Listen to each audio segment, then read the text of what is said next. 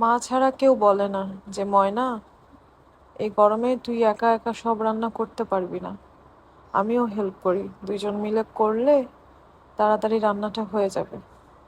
একমাত্র শুধু মাই বলে, কারণ মাই বুঝে মেয়েদের কষ্ট, অন্য কেউ বুঝে না। যাই হোক, খুব ইমোশনাল হয়ে গেলাম। ইমোশনাল হলে তো চলবে না, শ্বশুর বাড়ি, নিজের সংসার, নিজেরই রান্না করে খেতে হবে। তো আজকের রান্নায় কিন্তু অনেক কিছু রান্না করেছি। অনেক কিছু বলতে অনেক কিছুই রান্না করেছি। এর মধ্যে মানে খুব মনোযোগ দিয়ে করেছিলাম টাকি ভর্তাটা। আজকে টাকি মাছের ভর্তা করেছি। শ্বশুর সকাল হতে না হতেই টাকি মাছ নিয়ে আসছিল।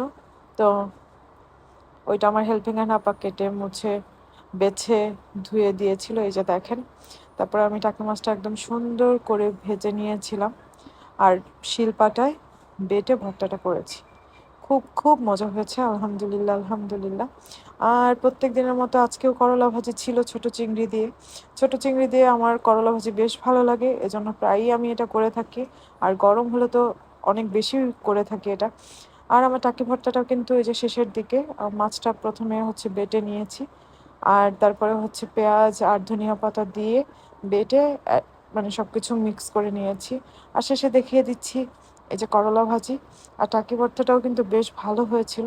তো আমার আজকের ভিডিওটা এই পর্যন্তই। সবাই ভালো থাকবেন, আশেপাশে সবাইকে ভালো রাখবেন। আল্লাহ হাফিজ, টাটা, বাই বাই, আসসালামু আলাইকুম।